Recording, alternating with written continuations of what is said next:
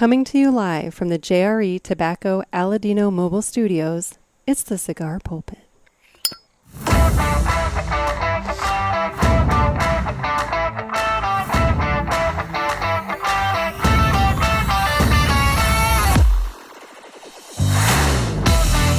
Hello, everybody, and welcome to another sermon from the Cigar Pulpit. I'm the Bishop of the Bird, Nick, and joining me by phone, we have our friend from the Great White North. We have him on the phone to discuss a variety of actual cigar topics today.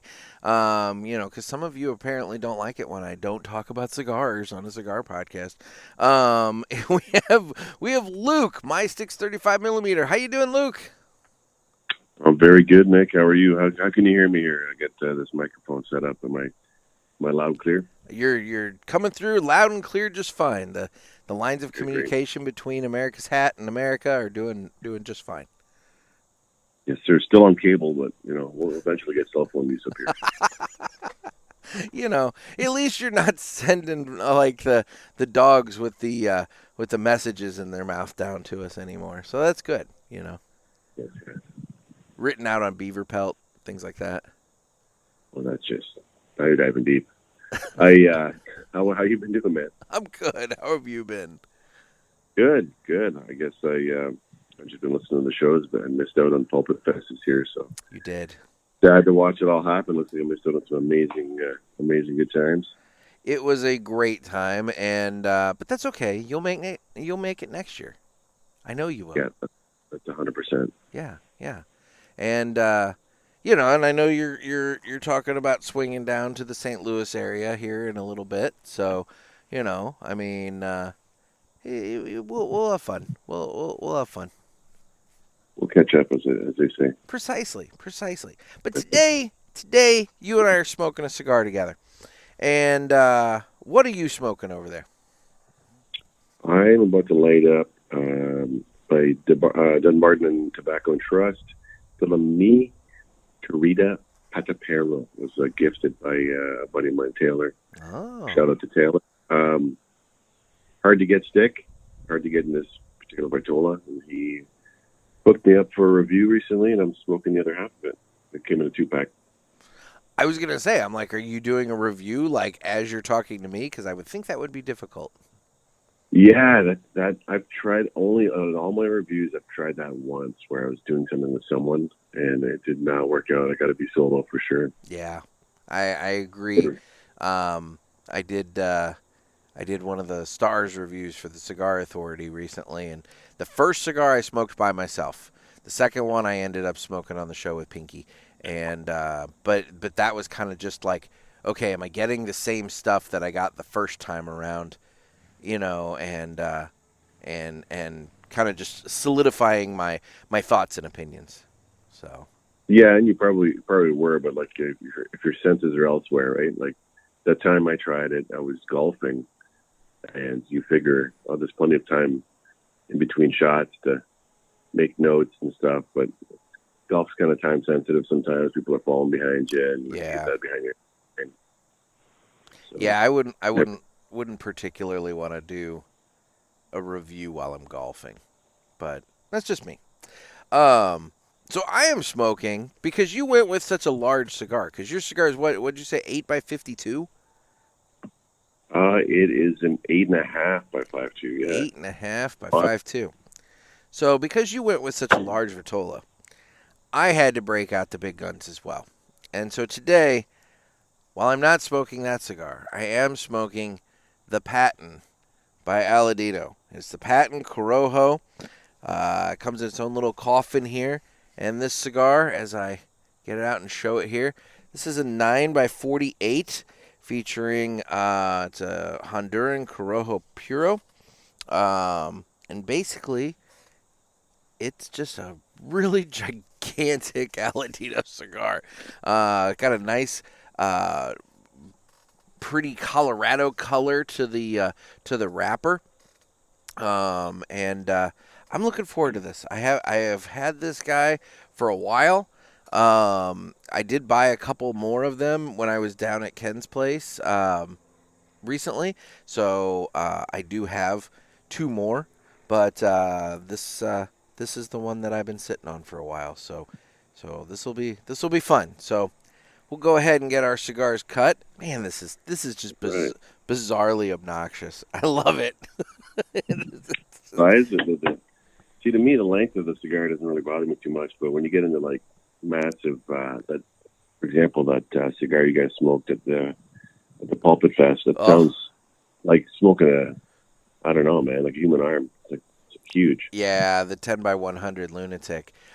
Look, that was too much for me. I wasn't going to do it.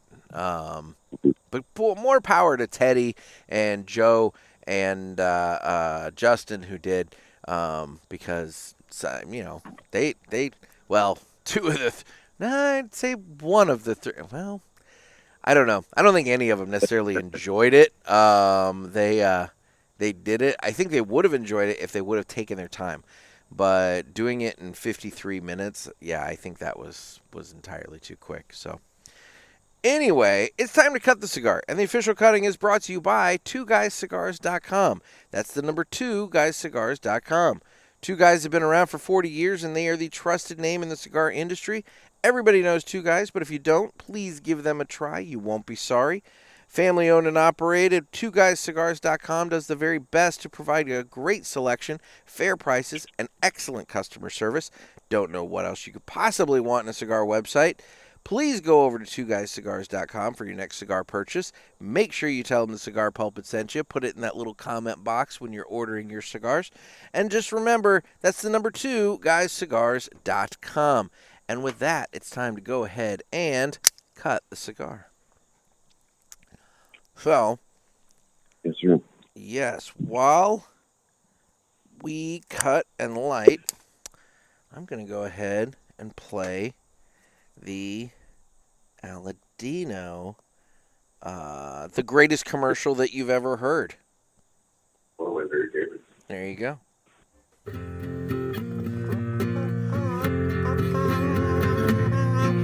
Some say cigars are all the same. It's just not true. It's you I have to blame. Well, I don't know, 'cause what I know, there is a cigar called Aladino Corojo. Aladino Corojo. Aladino Corojo. They say authentic, so we're not confused, while the others say it's a word that's just abused. I guess that's so, they can't compete. At least I'm sure Aladino can't be beat.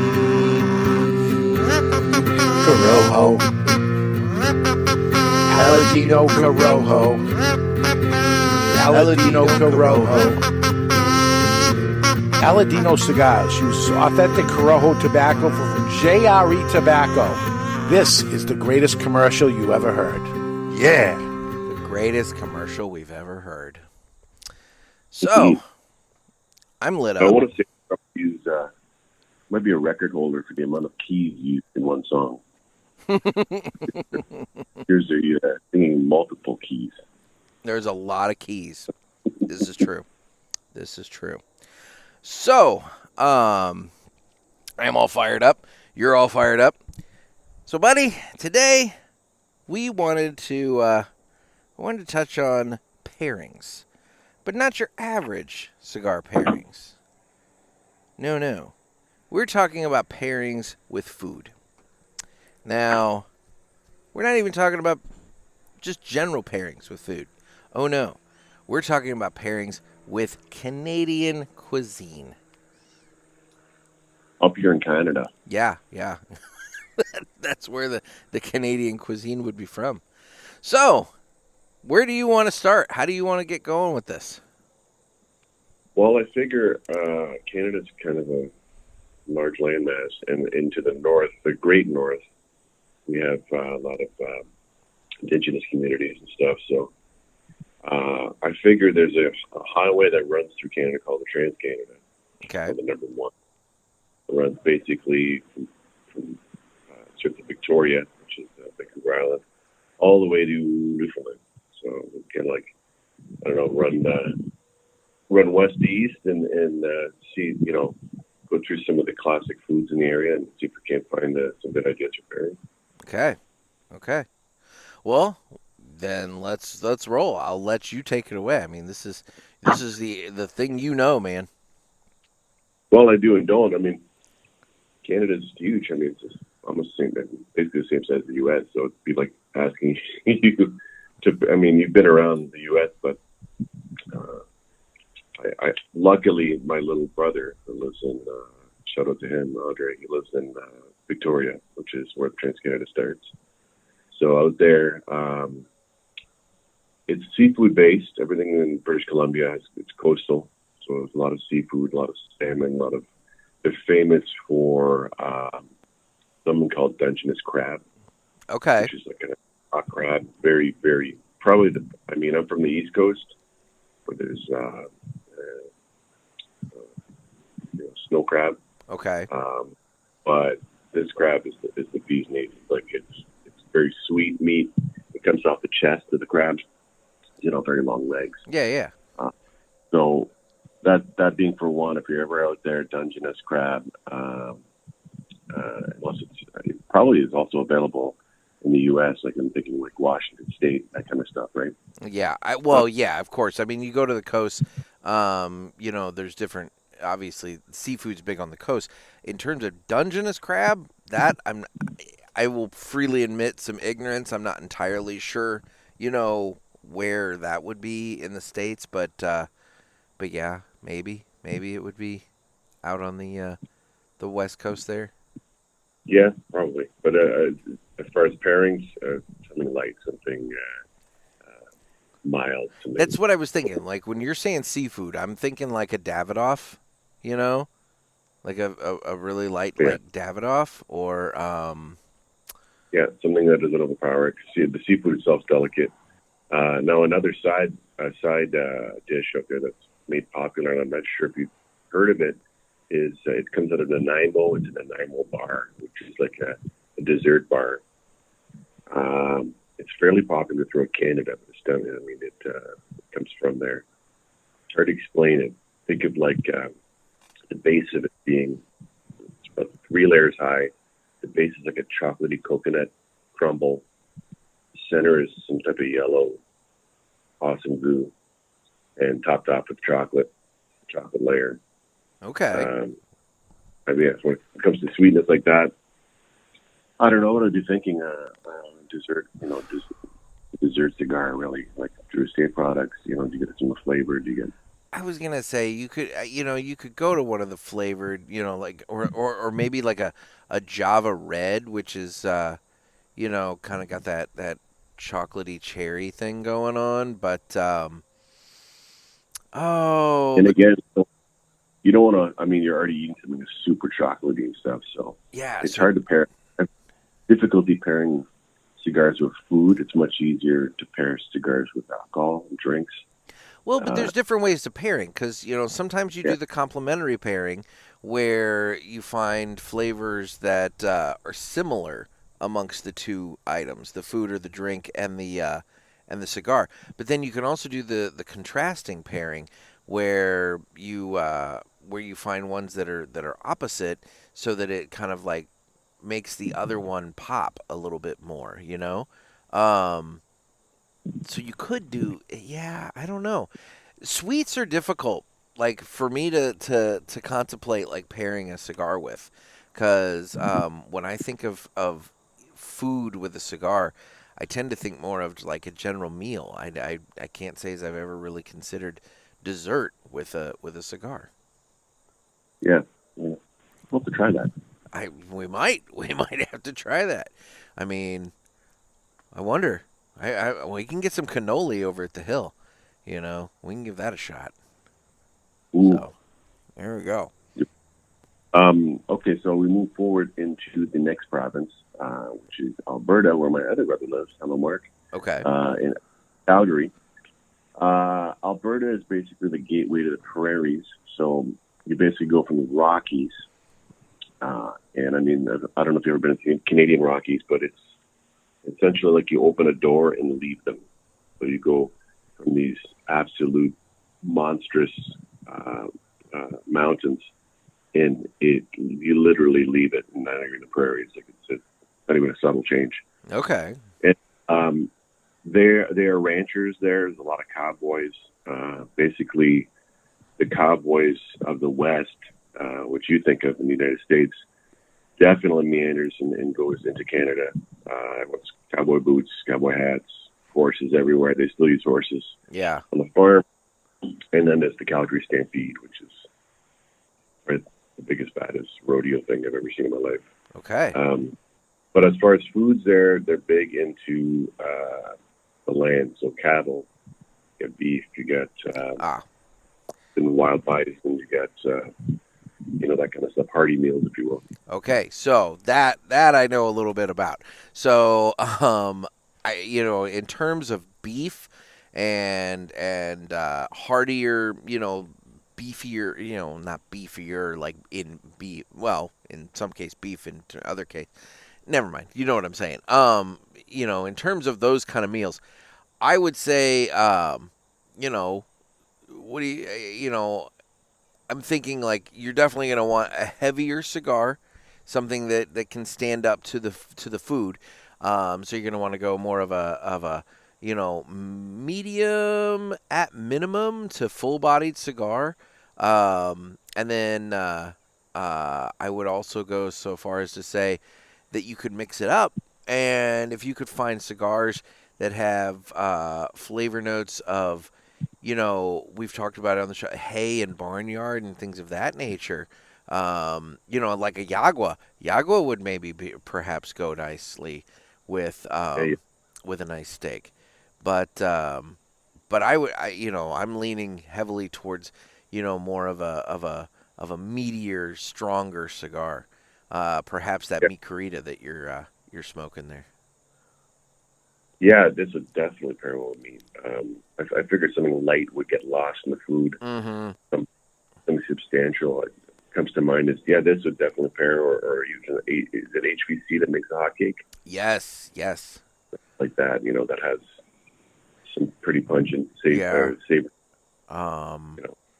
matchup. I'd say that I'm sitting here thinking about what I've got in my humidor, and that Henry Clay Warhawk Rebellious that I've got sitting there that I've been aging for like 4 years. That thing, I'd love to pair that up with a really nice, nice medium rare steak. That would be good. They're all good ideas for when I visit.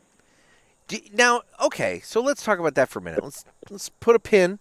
Let's deviate. So the last time you visited, I realized that you in Canada, you guys, you don't get a choice as to how your hamburgers are cooked and presented to you. It's very rare. I think it's probably against legal codes to offer that. So in general, all of your any burger is well done. It's great. Oh, that's so sad. So, but let me ask, what about steak? You could anything you want, all the way from blue to some shoe leather. So steak you're allowed to get however you want, but yet a burger not. Yeah, the concept is like the meat of beef. If there is bacteria growth, it tends to be on the surface. True, and with a steak, if you just sear it just for a minute, it'll take care of that bacteria, and you can eat it practically, raw. Whereas a burger, when it's ground up like that, you have to cook it through in order to get rid of that. Yeah, or you're also putting faith into whoever ground it, right? How fresh was the meat when it was ground to begin with? True. If they grind the meat there, if you have a little meat grinder or a hobby grinder at home and you grind your own meat, I see no problem with that at all. You just basically, you don't ground it, right? So it's unfortunate, but I believe with the codes, I don't know if it's provincial or if it's federal, but you can get it. Interesting. Okay. All right. No, I just, I was just thinking on that. I'm like, I wonder if you have a choice on your steak, because it would be really sad if you didn't have a choice on your steak. I would leave this there. So do you have any special sides that we don't necessarily have here in the States that pair well with steak? Not necessarily. Like I said before, if you heard my show, but I basically live in the United States. Well, yeah. We're so in American culture that all of our sides are very similar. If I go over to Detroit, you smoke baked beans and Yeah. waffle fries, stuff, whatever, mixed vegetables, all the classics, mashed potatoes, whatever. Well, I didn't know, like, if you knew, like, from where your brother lives, you know. No, I don't think there's as far as sides. Okay. Interesting. All right, then. So do you have any other cigars that you are thinking of off the top of your head that we haven't mentioned that maybe would pair well with some of the steak and more beefy, hearty meals of the Calgary area? Yeah, just anything with significant body. So like Liga Privada, like stuff like that you'll be able to taste while eating the meat. Yeah. Because you don't want to get and try. The light cigars will definitely get lost. Interesting. Now, one mention I think, in every city's famous for something. You go to Detroit, to Coney Dog. You go to different places. They have that kind of a famous food. Yeah. They have miniature donuts there. Ooh. Calgary donuts. Yes, I knew that would pique your interest. Mini donuts. And through the fair, when you go at the Calgary Fair, that's the thing to get, man. Mini donuts. I do like mini donuts. In fact, it's funny. So I'm sitting out here on the patio, and I have my coffee and my cigar. But, for those of you that are watching on the YouTube, I also have my bag of mini Little Debbie mini donuts. Now, for those of you on the YouTube, you'll see this. So when I was in line at the grocery store the other day and I bought these, there's a swirl on the bag, like a little swoosh, and it's a design pattern. Well, I mistook it as a banana, and I was thinking to myself, oh, new like banana flavored glazed donuts. I need to try that because, I'm a sucker for new flavors of snack foods because you never know when you're going to find your favorite new snack. And so I grabbed this and I got home and I opened it up and I had one and I'm like, this is just a fucking glazed donut. And then I looked closer and that swirl was not a banana. It was just a swirl. So anyway, like I said, those of you on the YouTube, you saw it. You know what I saw. It was it was disappointing. Oh well. But anyway, so yeah. We'll move on our journey through Canada. Yeah, let's do it. I'm talking about donuts here, but yeah, let's do it. Yeah, we're gonna go through the prairies really fast because I don't know if any listeners have driven through the Great Prairies, but it's probably around 16 or so hours, maybe a little less, of the most horizontal fields you could ever imagine. It's spectacular in its own way. Some say it's boring, but it's beautiful in its own way. Sounds like Kansas. Kansas is just nothing but miles of flat, and I will say Kansas is boring. Kansas is a boring state to drive through. It does remind me, old silos and old pickup trucks parked up against it. The Yep. photographer's paradise, but it is a long drive, and it's the only place I've ever, this is before the days of Spotify, where you could put your radio on Seek, right? So, if you were in a strange place, you just keep hitting Seek, and it would go to the next station. Yeah. I went to a place in the prairies where I hit Seek, and it just rotated around completely. There was no radio frequency to pick up. On Wow. FM, yeah. Man, you're out there at that point. Mm-hmm. Mm-hmm. Oh, wow. Okay. All right. So Saskatchewan, I had to kind of look up a little bit as far as what they consider, from Saskatchewan. There's something called a Saskatoon berry, which looks like a tree form, a larger form of a blueberry, but it doesn't really have the kind of a blueberry taste to it. Okay. And they're famous pies. They make Saskatoon berry pies. So a cigar with that, and slice a pint of cigar sounds good right now, actually. But what do you think? So I'm leaning towards something perhaps on the the light to lighter medium side, and I'm thinking if we could find something that had kind of some bready components to it, you know? Because if you're getting that berry flavor, if the berry flavor is coming through, I'm thinking that if you contrast that with something that's got like some bready components to it, that would make for an interesting pairing. Yeah, absolutely. I'd also maybe consider the Vitola, where maybe something smaller, like a Corona. Corona, yeah. Good call. Your the amount of time you eat both, that way you don't over smoke behind it and kind of lose out in the pie. Mm-hmm. No, I like that idea. And while you're in town, don't let me forget. We'll try to make it by the Blue Owl in Kimmswick, Missouri, and they have some spectacular pie. Oh yes, I do remember seeing the foot high ones or whatever. Well, that's a different place. This one, that one's right off the highway. I think you're talking about, right? With the billboards. Yeah. The problem with that place is it's all meringue. Like it's a normal pie. They just put a shit ton of meringue on the top of it, and I feel like that's cheating. But they have one at the Blue Owl called the Levy High Caramel Pecan Apple Pie. I think it's caramel pecan, but it's at least caramel apple pie. Holy shit, dude. It's got like 3 or 4 full apples in there. Now, granted, they're sliced, it's not like, it's like a whole apple inside of a pie. But it's like 3 or 4 full apples worth of apple in this pie. It's insane. It's the biggest pie. I'm not diabetic, but I will bring it into Trust me, this is some good pie. I'm man, now I want pie. Anyway.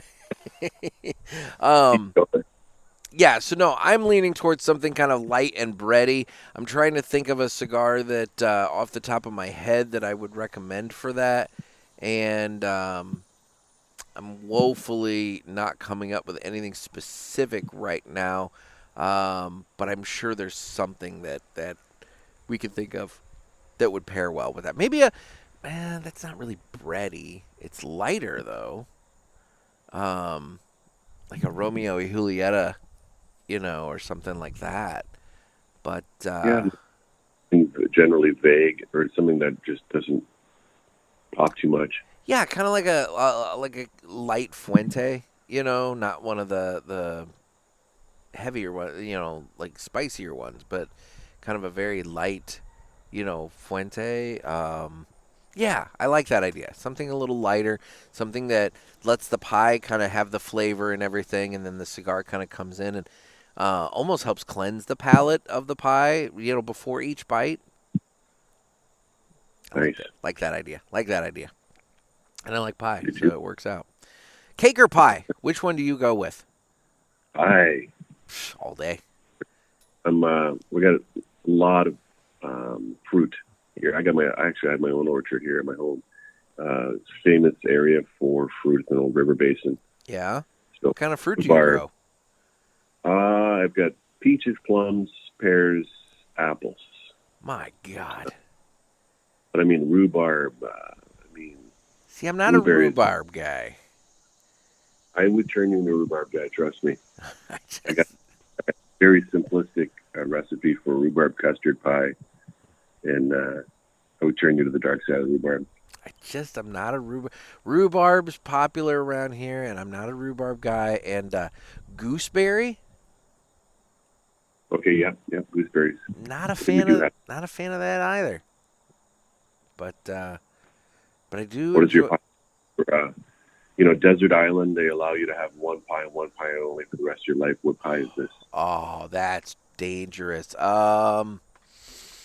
Pecan? Yes, I like pecan a lot. Butter's hard to pie.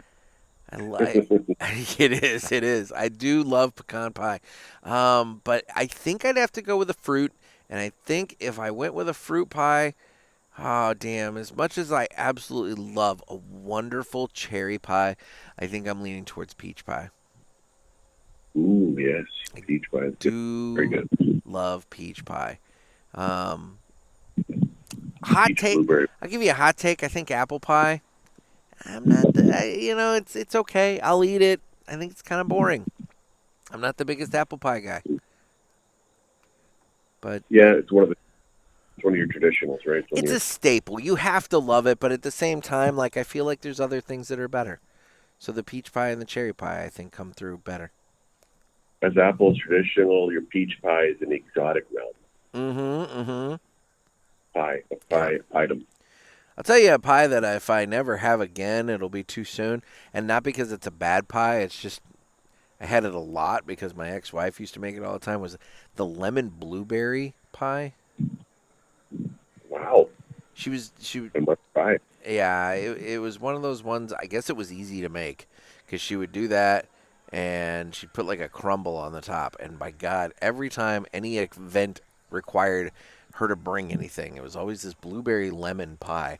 And I'm just over it. Are you still terms that a passing Canadian might get a blueberry lemon pie off her?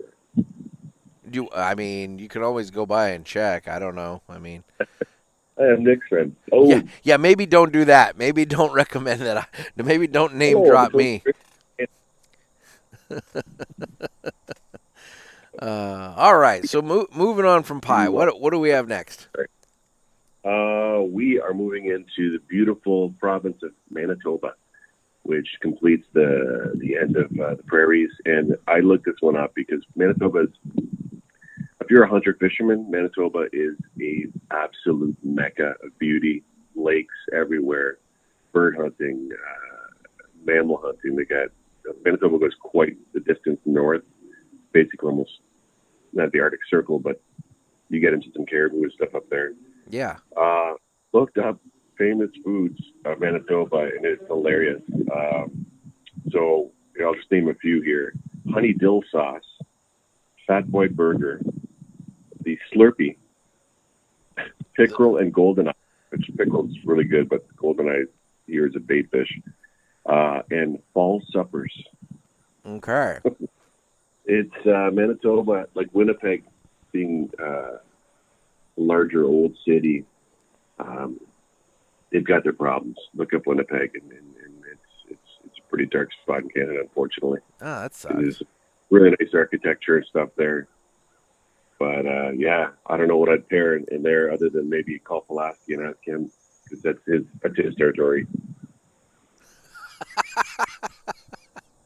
So blackberry brandy is what you're saying. Blackberry brandy and maybe some Colts. Okay. All right. Now next we move over to basically almost the center of Canada, which is Ontario. Now Ontario, the Canadian Trans-Canada runs through Upper Ontario. It's very far from me. It's probably about a 10-hour drive just to get there. Okay. So as far as Northern Ontario and Southern Ontario, it's very much a mixing pot. The province has a lot of heritage from immigration from Scottish, Irish, French, Indian. It goes on and on. And now with current wars happening, with other cultures coming in, so it's you have a very varied blend there, based off what you just said. Very much. I can't really think of an Ontario Ontario cuisine other than my region. My region's famous for pizza. Okay. If you're ever near us, actually, you know what? I can maybe make this happen, because there's a couple places here that make them partially cooked, and they flash freeze them. Oh. And you just finish them off in the oven. We often send it to my brother all the way to Victoria. Okay. They have, anyways, and it travels well. They basically put on a plane and it's. But our pizza here is famous in Windsor. If you look it up, there's even a movie that was made recently called something about the pizza city you didn't know about. I didn't. Okay, I'll have to look that up. Yeah, no, I don't know that one. So what would you pair with a pizza? Or first of all, what are you putting on your pizza? And then that might, kind of dictate what you're pairing with that pizza. Okay. So my brother's probably listening. So he's the guy who puts the pineapples on his pizza. Regionally, there's a place called Chatham, about an hour from Windsor, where, I don't know, in the 50s, 60s, someone had the bright idea of putting pineapples on a pizza, pineapples and ham, making a Hawaiian-style pizza. I like that pizza. You do? I am a ham and pineapple on pizza guy, yes. Well, it was invented out here, so... My God. Here, maybe half your pizza I'll bring down will be that then. Okay. I like that. My two go-to pizza topping, combinations, depending on how I'm feeling for the day. I'm either doing a ham and pineapple or I'm doing a sausage and green pepper. Okay. So it's unfortunate because I was trying to bury my brother under the bus here, and you're not helping out much next year. Sorry, man. I'm sorry. The other pizza, so the pizza you get here, if someone comes here and they say, what do I order? You order a super, it's called. Okay. So super is usually bacon, pepperoni, green peppers, mushrooms. I think that's it, and cheese. Okay. It's kind of like the famous topped pizza in the area. Okay. Maybe I'll do a half of that for you. That sounds good. I'm not normally a mushroom guy, but I'd be willing to try if it's the famous, way to go. If it were onion, I'd probably have to tap out. Onion and black olive. I don't do those on pizza. Yeah, those are not on it. No. Yeah. Okay. So, okay, let's go with the super. If you're getting a pizza and that's what you're topping, so you're talking bacon, pepperoni, green pepper, mushroom, and cheese. What kind of cigar are you looking at? I'm thinking something spicy. Yeah, something with a pepper spicing into it? Or? Yep. Kind of going along with the meat product there. Maybe also if you could find something that's got a little salt component to it. Because, pepperoni and bacon, both kind of salty meats.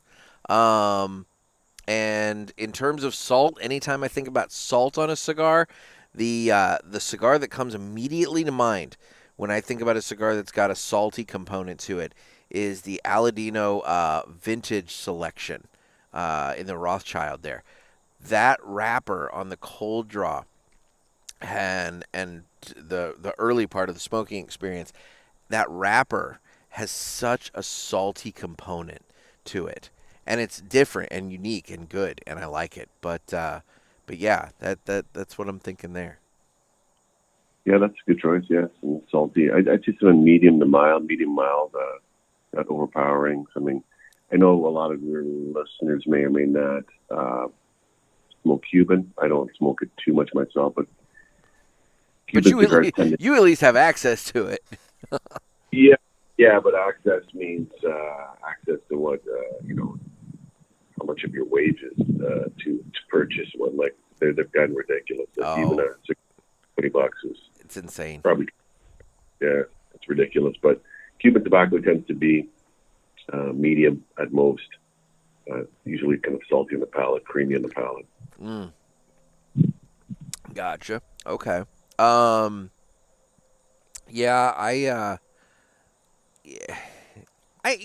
you're leaning towards a medium to light bodied cigar with that pizza? Well, you haven't had this pizza, I guess. It's pretty flavorful. It's pretty. I wouldn't want to pull away from it. If you're eating something like the pizza, you like pineapple ham. I don't know what I go for. It's because that's really super sweet. Yeah. That actually, with the saltiness, that would look really well. How thick is the crust? The crust is also a huge deal here. The cheese is made locally. There's all kinds of things that come together to make it what it is as a Windsor pizza, but the crust is just medium in thickness. It's usually quite crunchy a bit. Okay. And doughy. What's that pizza I had? Emos? Yeah. That's more of a cracker thin kind of crust. Yeah. Emos is like, it's not good. Yeah, you can't. In a little bit of you got a little windy there. Oh yeah, it's a windy day. Sun's out now. But sure, I'm 70 degrees right on the button. What do you guys at over there? Let me check. You're You're throwing me off, giving me the Fahrenheit right there. It's I didn't know if you 75. Currently at 75. Like I said, Nick, we're in basically surrounded by the U.S., right? So Yeah. a lot of my news. I tend to use Celsius in the winter. No, Celsius we in the don't. winter because I don't. 0 degrees is the freezing point of water, right? Yeah. Yeah. Am I correct? Yes. I don't use 32 is the freezing point in Fahrenheit, but no, I don't use Celsius for anything. Although it does make sense that 0 would be the freezing point. I'll give you that. Yes. So I'm much excited. okay. A mixed up Canadian. You did what? I'm sorry? Very mixed up Canadian. Very mixed up. So, okay, so we've taken care of pizza. Now, what else where are we moving to next? We are moving to La Belle Provence, the French-speaking community of Quebec. Okay. Quebec. Enormous province, both north and southwest. It's enormous. So much so, there's so much water and dam power there. Like most of New York City's power comes from Quebec. I mean, it's just wow. the hydroelectric nuts. But it makes for, like I said, if you're a backpacker or you're into hunting, fishing, gorgeous. Obviously, it's a language barrier because Quebec is probably, unless you're in Montreal, Quebec is pretty much 100% French. Okay. But they have many foods that are not typical that you cannot get elsewhere. One of being you're a pie guy, so you might like this one. It's called tourtière. Okay. It's a meat pie, closed meat pie with ground meat, usually little minced carrots and stuff in it, and seasonings. I think I'm going to bring a big freezer, over. God. We're going to have a smorgasbord of Canada. Smorgasbord of Canadian food. There we go. That could be good. I don't know. Like, I've had minced meat pie before, and I'm not a fan of that. However, you're saying this is like more of a ground meat, so like, I'm just wondering. So like, does it come off kind of like how do I put this? Is it more of a ground beefy kind of thing, or is it like a stew in a pot? No, very slightly gravy components, very savory. Okay. Okay. It's on its own thing. And regionally, just like everything else, if you go get a tamale in Mexico, regionally tamales they vary quite a bit. Where tortilla it varies quite a bit through the province, probably. Grandma did it this way. They put a little bit of rabbit in this one or whatever. Yeah. As far as pairing, I'd probably something similar to like eating meat. Something that has a little bit of sustenance to it. A little bit of body to it, yeah. Yeah, and I would think it would also maybe depend upon the type of meat too. If it's more of a gamey meat, then yeah, something with some strength and body to it definitely you'd want that for it to hold up. Mm-hmm. Absolutely. And there's a very European flair to the province. So you get a lot of crepes.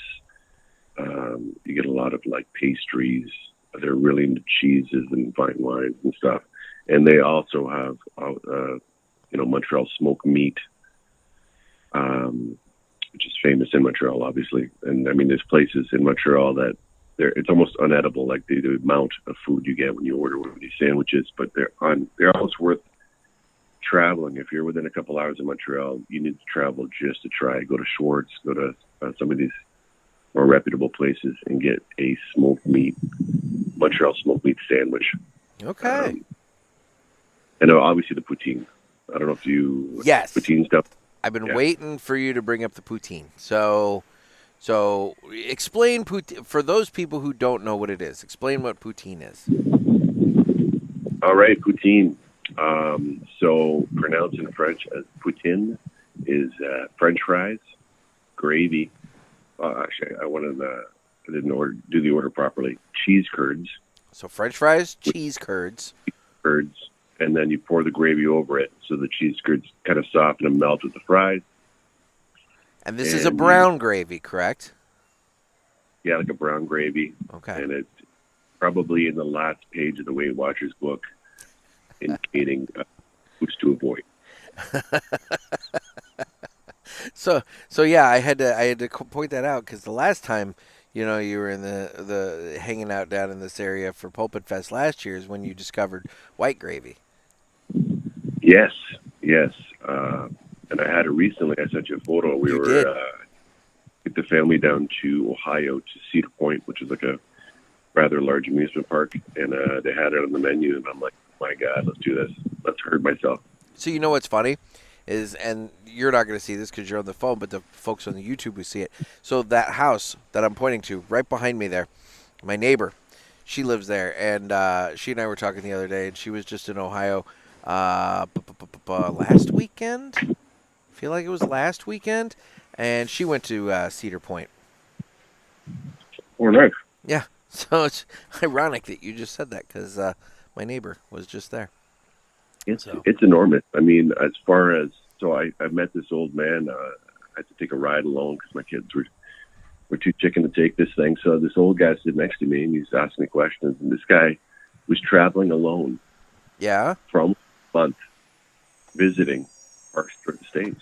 Neat. And I was like, that's nuts. You know, you're obviously love your roller coasters. I'm like, so he's basically telling me all these parks to go to, and he's like Cedar Point's like in the top 10. But he's saying there's another one in Ohio.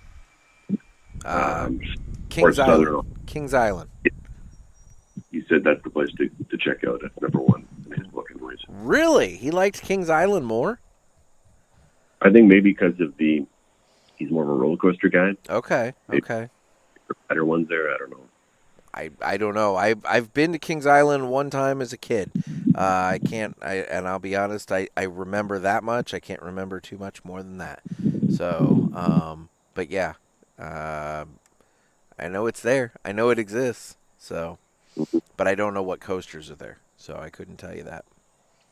I'm not a big roller coaster guy myself. That's that's just one of those things that I love speed. Yeah. Some of the mind bending. I mean, they're basically approaching the point at which the human body, it's kind of like these jet fighters, right? Yeah. When you were jet out, they're probably going to be drones at one point because no human being can withstand what they're capable of. They're getting to the point now where, you get on a ride and you're coming off, and basically you're half concussed. And, because who doesn't want that? Mm-hmm. Yeah. Okay, so poutine. What would you pair with poutine? Poutine. Wow. Because you've got the starchy component of the potatoes. You have the cheese, and then you have the gravy, which adds that little bit of kind of beefiness, beefy flavor to it. So what are you thinking for poutine? Poutine's kind of a fast foody, junk foody. Reminds me, like if I pair it with alcohol, it'd be a beer. Mm-hmm. So if I pair it with a cigar, it'd be like probably something on the milder end of the spectrum. Really? Yeah. Not to overshadow because the flavors are kind of delicate. Especially you're dealing with like gravy and cheese. Cheese curds are super salty. Like cheese. Dude, your wind is kind of causing some issues. It's making it hard to. There we go. It was a little difficult to hear you there. Anyway, I'm sorry. So the cheese is salty. Yeah, and then your French fries. So you kind of like, you don't want anything to, go against what you're eating because it's so damn good. So I don't know, something like that. I don't know if you've had the pleasure of having Rocky Patel makes a 1999. One of his vintage 1999. Yeah, vintage. Kind of a Pepsi of Coke of the cigar world. Right? Yeah. It's a good standard. I think I would do that. All right. Okay. So Poutine and a Rocky Patel vintage 1999. So we've learned something here. Okay, so moving on. What else? What else do we have? Okay, now we get into the maritime provinces. We kind of almost lump them together. That's where my family's from. We're Okay. from the north corner of New Brunswick. Hello to everyone down there if they're listening. And basically, I'm Acadian. So Acadian, have you ever heard? You've heard the word Cajun? Dude, I'm sorry. The wind keeps hitting your mic or whatever there. So you heard of what? Cajuns. So like Louisiana. Oh, yes, yes, yes. Yeah. So Cajuns are my cousins and uncles and whatnot from Canada that were deported. So Cajuns were called Acadian. Okay, okay. And when they were deported, through basically very long story, they were deported to New France, which was where Louisiana is. Yeah. So that's where the two combined, right? So the culture there is very French, very seafood. They have different versions of, what they do with seafood. They have something called a guédille, which is like a lobster roll. That's like, instead of getting a hot dog there, you get a lobster roll. Okay. In fact, the McDonald's there during season has a McLobster. So do they use the spices like Cajun cooking does? That's different, right? So when the Acadians were deported down, they mixed a lot of the Creole and a lot of island populace, essentially slave islands, etc. And that's where they got all their spices and cooking, and that's where they took it to a whole new level. Their version of lobsters like crawdads, you know what I mean? Mini lobsters. Where out east, New Brunswick, minimal spices, more herbs than anything, and a lot of salted products, salt cod, stuff like that, salt pork. Interesting. But lobster rolls are huge. There's a version of the poutine there that's like in a ball called poutine râpé, which is like a dough, and inside the dough ball is ground beef and like pieces of potato and stuff, and it's all cooked and drizzled in gravy. Okay. But you don't have the cheese component. Where's the cheese component? Yeah, so that's their version of the poutine, and it's actually an older version. The poutine as we know it is the quick version of it, right? Okay. Yeah.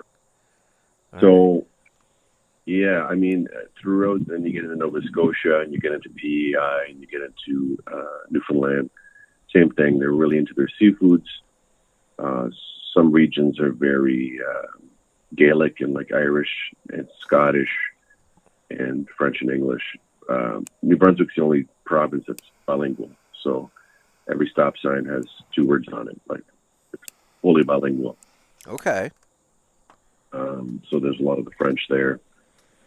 But as far as pairing seafoods and pairing what they have to offer, same thing, something light. Something After light. You can see you're getting into something that's meaty or whatever, you can increase your strength and body of the cigar. They also have, so remember we were talking about Chiltier in Quebec. They have something called a pâté, which is an Acadian version of the Chiltier, which is what more you're talking about, with the pulled meat. Okay. Interesting. Yeah. All right then. Well, Pretty much that concludes our trip on Trans-Canada, eh? Hey. By the way, on the way through, we stopped at many Tim Hortons. Oh, of course. You got to get the Timbits. Oh, yeah, some bits. Mm-hmm. Got to get the Timbits. Boy, Tim Hortons made an effort here in St. Louis to expand out. And, boy, that just didn't work. Yeah, to be honest, it's just quick coffee. It's truck stop coffee. It's really burn tasting. I have no idea why it's such a big deal. They've branched out so much into like, they make pizza there now and all kinds of weird stuff. It's like, it used to be a coffee shop, donuts, coffee. Why, and their donuts, I don't know. Maybe you might disagree with me, but their donuts were all right. But like I've had better. Oh yeah, especially like Krispy Kreme and all that. They tried Krispy Kreme out here, it didn't work out. But yeah, that stuff is what I call stoner food. Yeah. Interesting. Like super sweet. And Well, that's an interesting tour of Canada cuisine mixed with the cigars. I would say the United States, obviously, we're similar-ish in that, on the East Coast, it varies, but, I mean, seafood is primarily going to be best on the East Coast and on the West Coast. Now, you might have different types of seafood available in those. Where I think we kind of in the States branch out a little bit differently. We have the Southwest where you get that more Mexican influence, that Tex-Mex kind of influence coming in, bringing in those Southwestern kind of spices and flavors. Obviously, there I would say that you want something. You're going to want something medium to full-bodied with some spice to it to kind of complement that. I think a weaker, or a lighter cigar is gonna get lost with the southwestern kind of flavors. And I would say probably something similar-ish with like the Cajun Creole food. Getting down into the Gulf area. You're probably gonna want to be avoiding the lighter, more. Wispy cigars if you're pairing with food down there. The Midwest, I mean, we're all about our steak. We like our beef in the Midwest. Chicago, they have their own thoughts about pizza and hot dogs. Chicago deep dish pizza is absolutely mental. It's a casserole. I mean, it's a casserole. It's good for what it is. I mean, I like it, don't get me wrong, but it's hard to say, oh, this is pizza when you compare it to like a New York or, my God, pizza's so varied in the States too. You have New York, you have St. Louis, Detroit, where you get the square pizzas in Detroit, and it's kind of a thicker pizza too, correct? Yeah, Detroit pizza has its own flair as well, yeah. The square ones, quarter pieces or something else. They're just like chiseled in butter and crispy. Nice. Yeah. So and I mentioned that Canada, U.S. I mean, like you said, when there's no border when it comes to food or culture. Sometimes. Yeah. You go, for example, New Brunswick is just north of Maine. So if you go into Maine, you can still get lobster. There's obviously Maine's very famous for the lobster. So you get a lot of similarities. When it crossed, into upper states of the Montana or North Carolina. What's the states? Out kind of like in the middle, like western Midwest area. Yeah, what's the state that borders Canada? Oh my God, North Dakota. Oh yeah. So it's kind of similar to the prairies, right? I will admit, this episode has been challenging for me because geography is definitely not my strong suit. I'm like, you're asking like, what state borders Canada? And I'm thinking, I know Washington State does, but that's way the hell out west. Yeah. But yeah, geography. Washington. I mean, I've traveled through the U.S. quite a bit. I've not hit Texas yet or Louisiana, but Washington blew my mind. Such a beautiful state. Very different people. Geographically, everywhere you go, that's why I love the Cigar Pulpit too, because like all these people that call in, like you said, that one guy, I'm trying to remember his name now. It's the park ranger. Oh, Dakota. Mm. Yep. It's cool to hear from people regionally. It'd be kind of cool actually if anyone wants to call in at the boys or even on the page.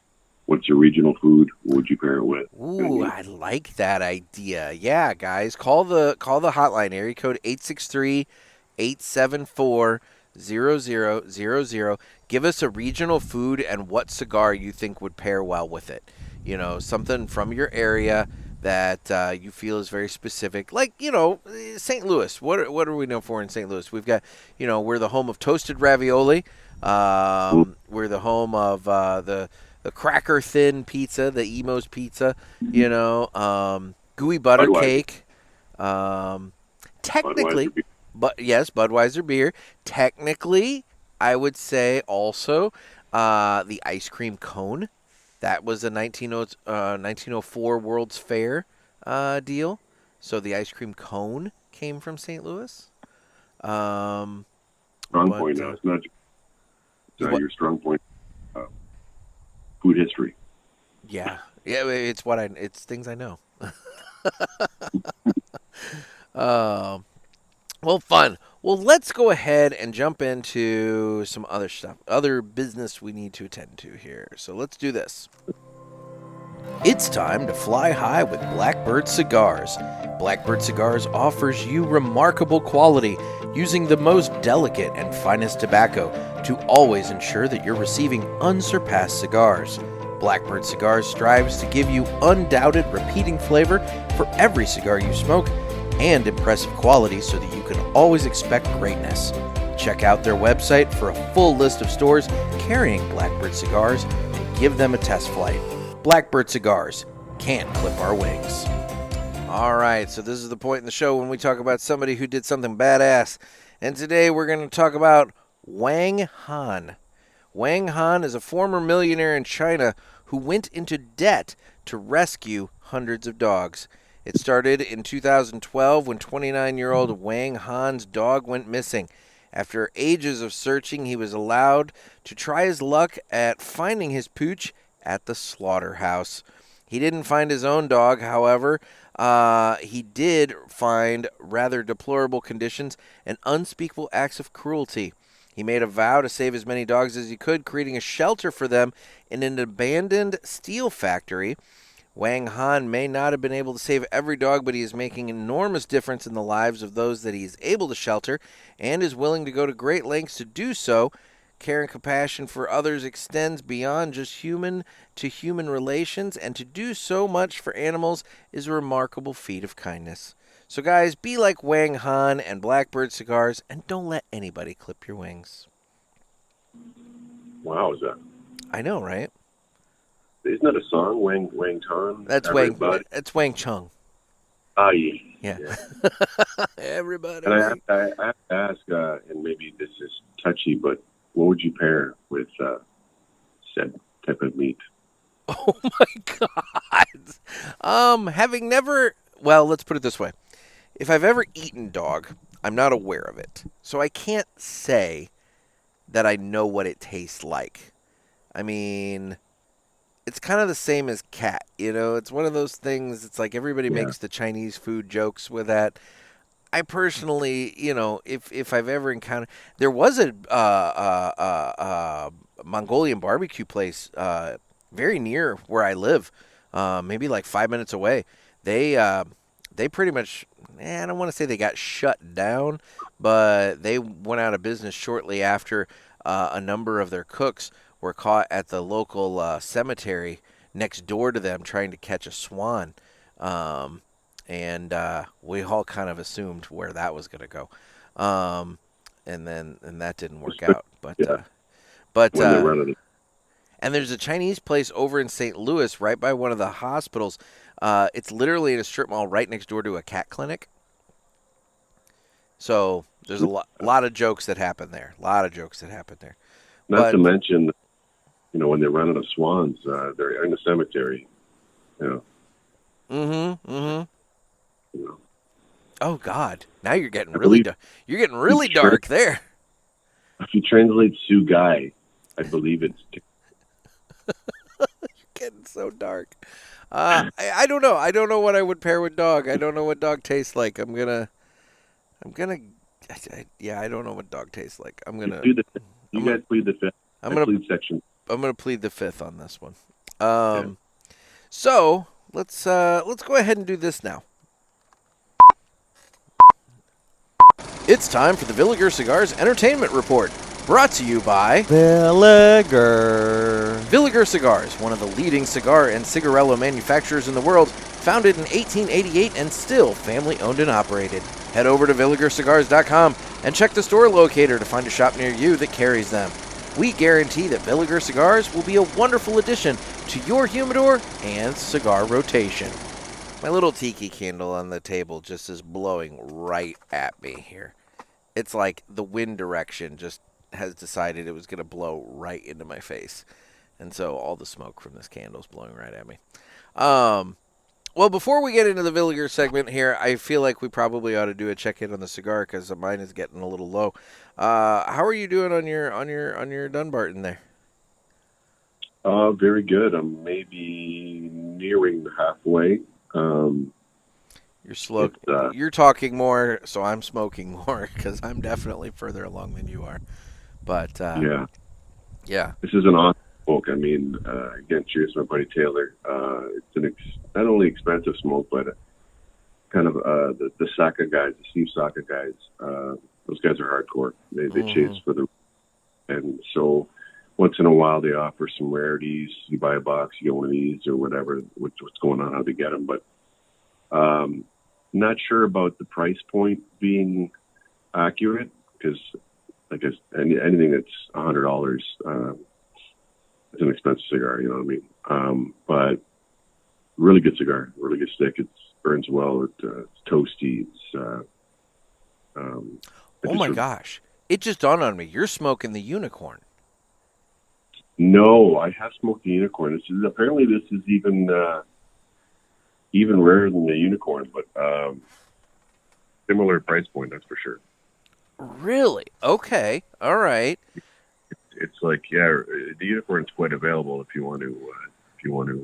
Okay, so this is more difficult to find than the unicorn. Okay, all right. Dude, I can tell you with 100% certainty, I've never smoked anything that's $100. Yeah, I mean, I didn't pay for it, right? So that's true. $100, you're almost into a box, you know, depending on what you're buying, right? No joke. I've actually got a Byron inside that's $65. That I was gonna smoke. It was gonna be the first cigar I smoked at my new house, and that didn't pan out because of a variety of different reasons. And so now I'm sitting here trying to think of what the next life event, landmark that I can celebrate with it is going to be. So I've got it, but I haven't smoked it. That will be the most expensive cigar I've ever smoked when I smoke it. How about the arrival of a Canadian on American soil? I feel like that happens fairly regularly, but I'm open to that. We could smoke. We could break out some good stuff. Right on. Mm-hmm. So, Villiger Cigars Entertainment Report. What have you been watching lately? You know, I've been extremely busy. School starts later here, so this is the first week the kids are back in school. Okay. I just ordered a book, so I'd have to report back on it next time. But you had the author on. I want to say probably over a year ago. Anyways, he wrote a book called "When Tobacco Is King." Yes. Pinky talked with him. Yeah, so I went recently. I got a new dog, and the breeder is up about 2.5 hours north of us, into what is still considered has a lot of tobacco fields. I forgot how beautiful tobacco fields that they looked like. I mean, it was the old drying barns are still there. Yeah. So I took a bunch of photos, kind of posted them all, and it kind of get me into want to learn more about it, right? Because even in our region, there's old photos from the 1800s. There was a cigar factory downtown in Windsor here, and that's kind of vanished over the years. But still a little bit more north than us. They still grow it. I don't know what type it is. It's not a very tall tobacco. Someone now, one of the listeners, I think when I posted it, said it looked like Connecticut tobacco. Okay. It's maybe 5 feet high at the most. But it was cool. Some of the fields have been primed already, so you can kind of see where they primed the bottom first. And it's a beautiful plant. Interesting. So they're growing. So they're growing cigar tobacco north of you? I want to say it's primarily now for cigarettes. Cigarettes. Okay. That would make a It's little bit more sense because I was thinking to myself, I'm like, my God, I didn't know tobacco grew that far north, but just goes to show yeah. what I know. So And CAO does make an all Canadian. I don't know if it's available in your area. If not, I'll bring you one. But it's a CAO Boreal, and it's an all Canadian grown, and I think it's rolled here too. really, At Cigar, yeah, and it's. I mean, not that I wasn't impressed, but you can kind of tell that the traditional tobacco rollers of the South are just tremendously talented artisans, and yeah, this fingerprints all over it. It was kind of a rough roll, but very interesting cigar. all Very right, interesting. okay, interesting. So you bought that book. You haven't really been watching much of anything. No, I've been more music lately. I don't know if that's part of the Go entertainment. for it. It's entertainment. What have you been listening to? So in Detroit and also in, I believe, where's Teddy from again? Memphis. From okay, not Memphis. What's another? Where? Nashville? Yeah. So are you familiar with Jack White, like the White Stripes? Yeah. So he has these 2 record shops / record pressing factories, and he bought a lot of labels and is repressing them, and also presses his own stuff. I picked up an LP from Jack White, his new single or his new solo, and it's very White Stripey. If you're a White Stripe fan, you gotta listen to this album. It's just, the guy's a guitar monster. Okay. Really, the audio's nuts. It's a really good album. It has no name. It's just his blue album. But I've been enjoying that big time. Okay. All right. I like a lot of these. Very cool. I'll be honest, I've kind of been looking forward to stuff more than I've been watching much of anything lately. So for those people who saw the Robert Pattinson Batman movie that came out like just a handful of years ago, you'll know that, at least in my opinion, but everybody I've talked to has agreed that the best part of that movie was Colin Farrell's portrayal of the Penguin as the mob boss. And HBO is getting ready, I believe on the 19th, to drop to start the Penguin miniseries that they did with Colin Farrell, and I'm looking very much forward to that. That has real good, noir gangster vibes to it, and I'm super looking forward to that. And if you wouldn't know that it was Colin Farrell, you're definitely not going to know by looking at him. I mean, the makeup and the effects on him are just amazing. So I'm looking forward to that.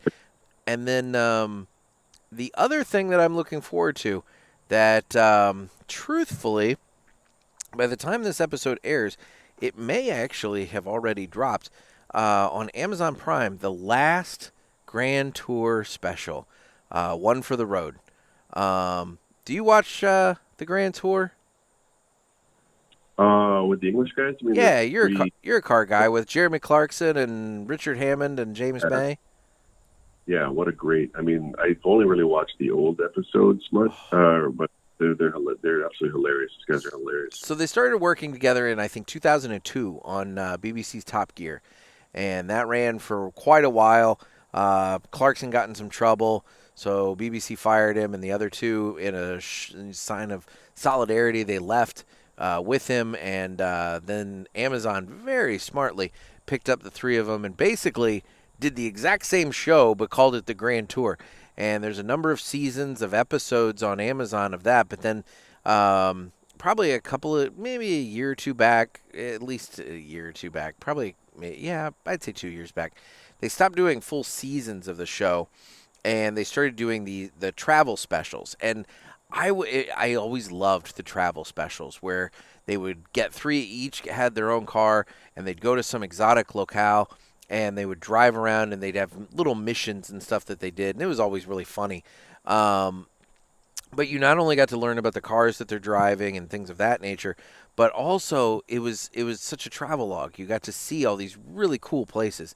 And anyway, Clarkson, he he was quoted as saying recently that he's ending it because he's too old and too fat to drive the cars that he wants to drive, and the ones that he's able to drive, he doesn't want to drive. And so so this is going to be the last special, and it looks really, really good. So I'm looking forward to seeing how the guys kind of close it out and everything. But that I think premieres on I think that actually premieres on Friday the 13th, September 13th on Amazon. So that actually will be out. It will not be out by the time this episode airs, but it will be very, very soon. So yeah. I look forward to checking that out. I love the episode when they're in India or something, and he's got an old Jag, an old Jag, and ends up welding up. The exhaust broke on it, so it ended up welding up. It's like basically straight pipes out of the motor. It's just terrorizing. Going through these cities, people are like, "What is this creature coming down the road?" And it's just an open pipe. Dude, I mean, they've done some wacky shit on that show. I remember it was an episode of Top Gear where they had to make trains out of cars. And so Jeremy made like a sports train. So it was a convertible, open air, it had the convertible car with an open air like additional car to like transport the passengers. And so all the passengers are wearing like these goggles, for the wind and everything, and he's just zooming down the tracks, and they're getting pelted by bugs and getting blown all over the place. Whereas the other two teamed up and did a comfort train, and they had different cars on the train, and the dining car ended up catching on fire. So they're driving down the tracks, and this dining car is just ablaze with flames, and they're dealing with that, and it's just the funniest fucking thing. I mean, just the random wackiness of it all. I love it. It's kind of a mindless show in some degree. I can go back and I can watch it and have it on in the background and not have to pay attention, but when you do pay attention, you get so much humor out of it. It's so funny. Absolutely. So yeah, that's what I'm looking forward to. And in terms of books, I have been unpacking my library and getting that set up in my house, and I am finding so many books that I didn't even realize they even owned, that I'm like looking at and I'm like, well, this sounds interesting. And so past Nick helped out future Nick, because I've made reference to the fact that I'm the guy that goes to the bookstore, finds something, says, this looks good, buys it, and then puts it on a stack and forgets about it. Well, I'm finally looking at those stacks, and I'm like, holy shit, I've got some good stuff to read, so I'll have to dig into that. So I'm kind of in the same situation where I've recently had to finally get reading glasses. I'm at just tipping 50 years old now, so here we are. So I had, now I'm catching back up to my reading, and I can see. Boy, buddy, it's going to be the next pair of glasses for me. They told me when I got this pair. Sorry, I had to touch get my flame going back on my cigar for a minute. They told me when I got this pair of glasses that it would probably be the next one, and I find myself doing, lifting the glasses and putting the phone or the item that I'm reading closer to my face so that I could see it clear. Yeah, I think I'm heading into bifocal land here shortly. Yeah, that'll be my next phase. Probably look at progressive bifocal. Yeah. So, because buddy, I have horrific vision, so it's just it's gonna happen. I just need to accept it and move on with life. So it'll be okay. Anyway, so let's do this real quick. Guess what, motherfucker? It's time for 3 cigars we smoked and enjoyed this week. I'm putting you on the spot. I don't know if you're prepared for this or not, but we're here. So yeah, I did make some show prep. Oh, look at you. Okay. All right. Well, then, would you like to go first? Uh, sure. Okay. I'll just- Okay.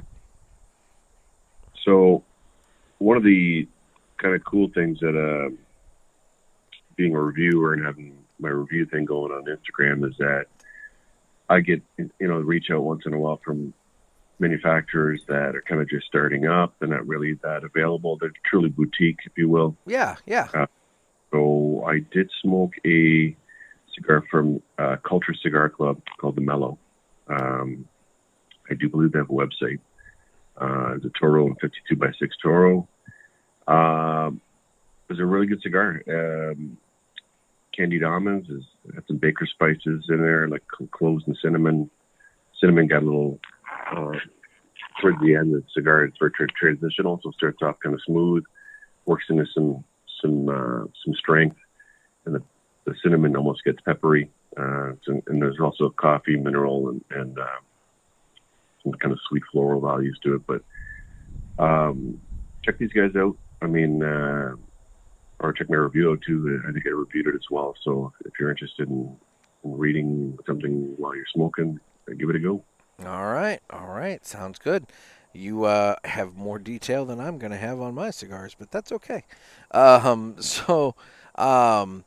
In terms of what I have smoked in the last week, I'm kind of having a bounce between two lists here, because so I have completed my May through August list, and then I've started my September through December list. Because as listeners know, I've been tracking what I've been smoking lately, and listing it out. And so, but I'm breaking it the year into thirds, and so I'm bouncing back and forth. But I'm on the first one here, and the first one I'm going to mention, it's a limited cigar that I was able to pick up at the Leaf and Bean in St. Augustine, Florida, when I was down there.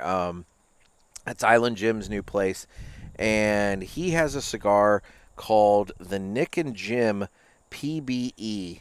And I kind of had to buy it because my dad's name is Jim, and obviously I'm Nick, so the Nick and Jim, I had to pick that up, and it was a good smoke. It had probably medium body, great smoke production. I don't know who makes it for Island Jim, but it was a very, very good cigar. It was worthy of the names Nick and Jim. Nice. Yeah. That's benefits of traveling, right? Exactly, cool dude. stuff. Exactly. I'm gonna have to get Ken to send a few more my way, because, like I said, when you find a cigar that's got your namesake on it, it's like we probably ought to embrace it. So. Nice. Mm-hmm. For my second one, What's your second one? and again, another gift from a buddy of mine, Taylor, Dunbarton Tobacco Trust, the Muestra de Saca, the Bewitched, it's called. Okay. Kind of almost a Lancero, which I do like, medium to strength. And toasted graham, baker's spice of cloves, there's cocoa, some minerals, some dried prunes, some like a dark, rich honey almost. You eat raw honey, you almost get like a tickle in your throat. Yeah. Really good cigar. I've been getting into Saka a little more. Definitely my top list of blenders. Really good cigar. All right. Must try if you can grab one. All right then. Very cool. My next one, it's gonna be. I'll tell you what. This is gonna be a very out of the box notation here. It's gonna be one that probably a lot of people are gonna be like, "What the hell?" But everybody that I have talked to that tried it out of their Pulpit Fest goodie bag has agreed with me that this thing was surprisingly wonderful and serves a wonderful, wonderful purpose. And that is the Villiger Export. It's the little, the Pulpit Fest goodie bag had a 5-pack of them. They're little machine rolled I hesitate to call them cigarellos, but I mean they're basically like little baby cigars, all premium tobacco and rolled up. And Renee has talked about it when he's been on the show before, that if you're looking for something that takes like 15 minutes to burn, maybe you got 15 minutes to kill, and you're looking for a good cigar in that period of time, this is a good one. I'll tell you what, I smoked that on the show with was that with Jerry Pulaski? I think that might have been with Jerry Pulaski. I don't know. But fantastic cigar. Good flavor, burned wonderfully. It was good for a short period of time, and you can throw them in your glove box. They don't need the humidification. So they're wonderful. I'm all about that one. It's such a good little cigar, and it serves a purpose that or it serves it addresses a need that you may end up coming up with. So the Villiger Export, I dug it. Yeah, I can't wait to meet Renee eventually, because that cigar is the first cigar I ever smoked. So really? Maybe because Canada has a different, maybe we'll get a lot more stuff from Europe and stuff. Mm-hmm. But I used to go fishing when I was, about 18 years old or so. I always had pipe tobacco. I had a little pipe in my tackle box. Just hit the pipe once in a while, whatever. Yeah. And then I ended up going to the tobacconist, and back then I don't think pressed cigars were very popular. So it was kind of cool. It was this little pressed cigar. It came with a little paper wrapper, and that was my first cigar, the Export. I'll be damned. But I can't wait to meet Renee. That's one of the reasons I want to go, and I'm going next year 100%. So if you're listening to Renee, we'll chat. I know he speaks French, so we'll chat in French. There you go. Perfect. So what's your third one there? Okay, my third one, again, being what I do for reviewing, I get cigars sometimes that I would never really maybe purchase, like infused cigars. Yeah. And I've got one from a gentleman out in Louisville, Kentucky, called Capito's Way. It's called the big one. Okay. 68 cigar. It's infused with, so it's primarily all it is. It's a tobacco cigar, and to infuse, I believe they infuse it after it's rolled by soaking it. This one is a Remy Martin cognac. Mm-hmm. So it's not like your typical cigar with an adjunct that has, like when you have the one of the ones there from Drew Estate, the bitches. They're the like a Fat Bottom Betty or a Sweet Jade or something like that. Like potpourri-esque. Yeah. And they're a good cigar too. This one's like you're smoking a cigar. The Remy does come out in it through just drawing through it. But it's a really good cigar. It had some toasted graham qualities, candied almond qualities, caramel, some cinnamon, some vanilla. And about like halfway through it, you could definitely taste the cognac. It's Interesting. Like the way it works, it's almost like, your kids, I don't know if you've seen it before, but like a flavored straw to drink milk. Yes. Right. As you're smoking tobacco, the burnt qualities, you don't really get anything out of the burnt qualities. It doesn't affect that. Yeah. But drinking through that flavor mixes with the burnt qualities. So it's a really interesting cigar. He's currently getting a website together. So if you do want to try one, I think you have to DM him on Instagram, and he'll hook you up. Perfect. All right. Well, that sounds good. And my last one is one that I actually was contemplating smoking with you today, but when you told me that you were breaking out an 8x52, I figured, screw it, I'm going to go ahead and grab the patent from Aladino.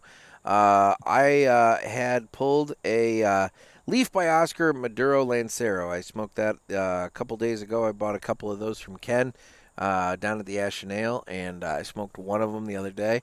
And I'm not normally a big Lancero guy, but I actually feel like the Leaf by Oscar Maduro smokes the best. I think it has the best flavor and smokes the best in the Lancero size. I I've tried it in other sizes before, and the Maduro one kind of is one that I feel like gets overlooked, perhaps.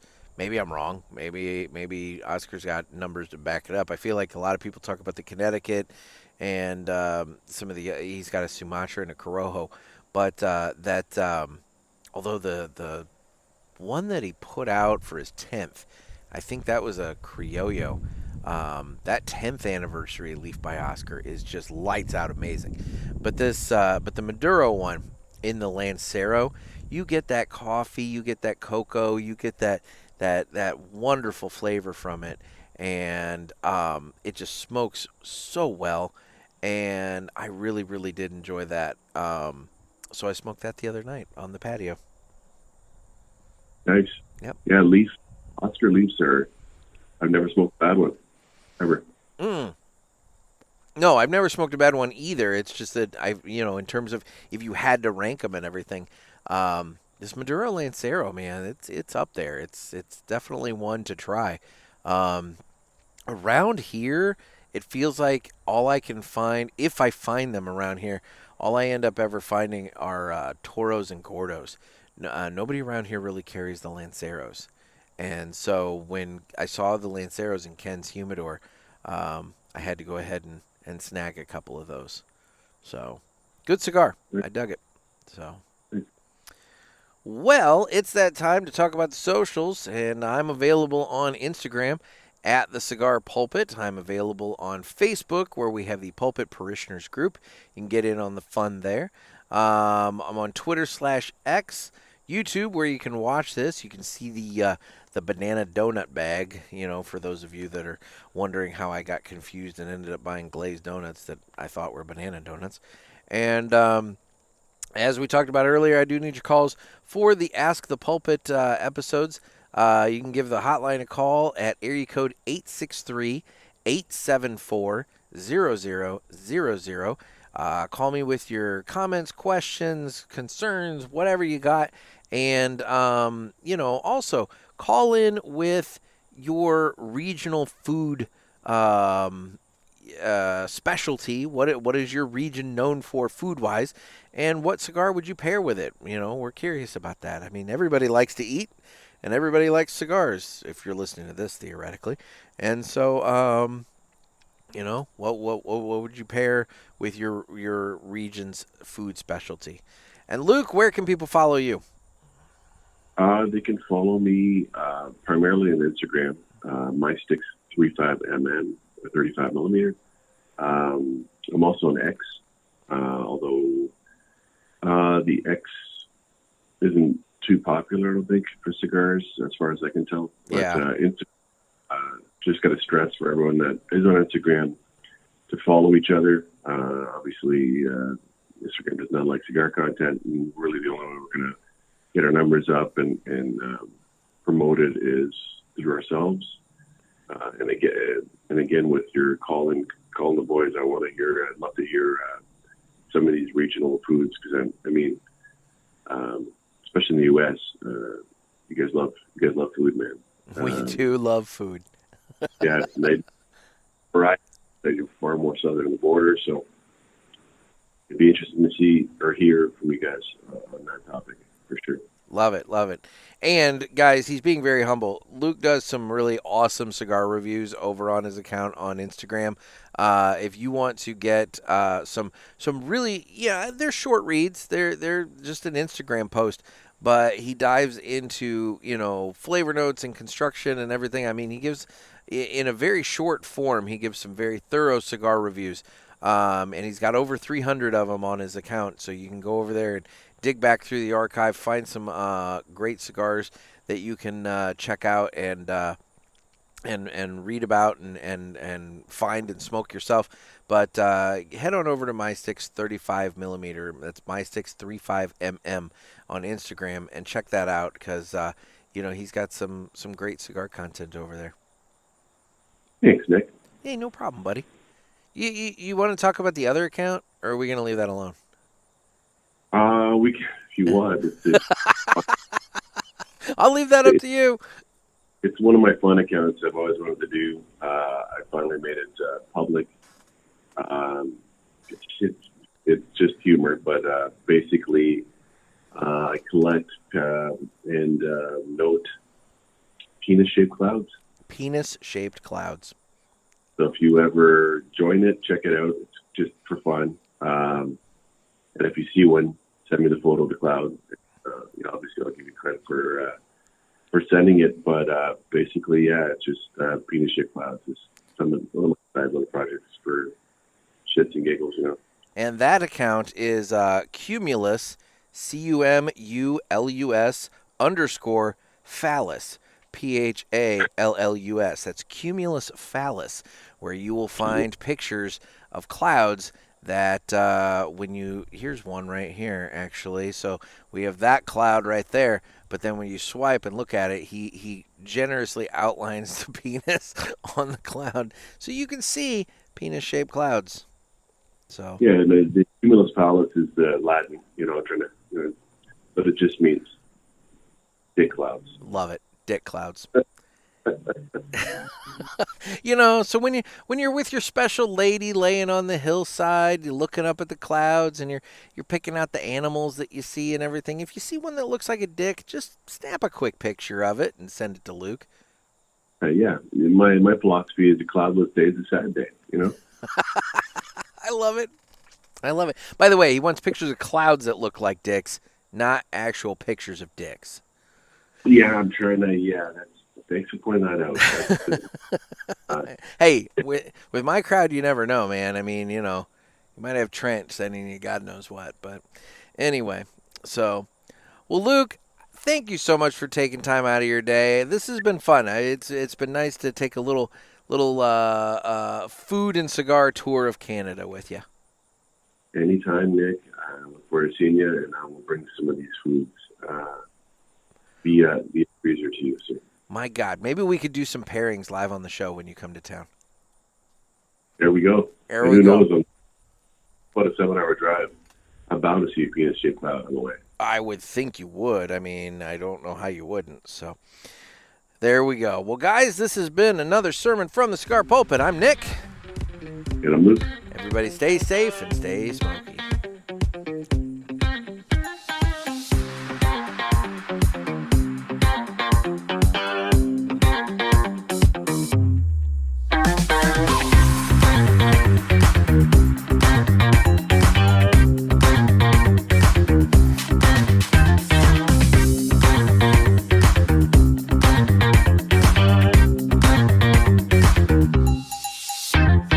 You know what I realized? We didn't give final thoughts on the cigar. Final thoughts on your Mi Querida? Mi Querida, we're medium now. We're full-bodied in flavor. Toasty, definitely baker's notes, definitely cinnamon, definitely cloves like crazy. I'm about Robusto size at this point, so I got another little ways to go. But awesome cigar. Again, little expensive for my budget, but tremendous cigar. Great celebratory stick. There you go. And I am nearing the end of my Aladino patent here. This guy, it is full of that fantastic Aladino Corojo spice. It just smokes wonderfully. Burn line has been impeccable. Construction's been great. It's if you're looking for a longer period of time with an Aladino than maybe what a Toro gives you, this is a good one. It's a little. It's right about Churchill ring gauges. It's 48, so it's only one bigger, but you get that 9 inches of cigar, and so you can definitely spend some quality time with some fantastic Aladino tobacco with the patent, and you get the nifty little coffin thing, which I hate calling them coffins. I know that's the proper term, but I just have a real problem with calling it a coffin. It brings the concept of death to mind, and I'm just like, dude, so we got enough problems in this industry to be linking tobacco and death together. It's like, I don't want to do that with cigars. So I prefer individual wood boxes Ooh, to coffins. yes. So, anyway. Well, dude, thanks so much. All right, man. Cheers. Later.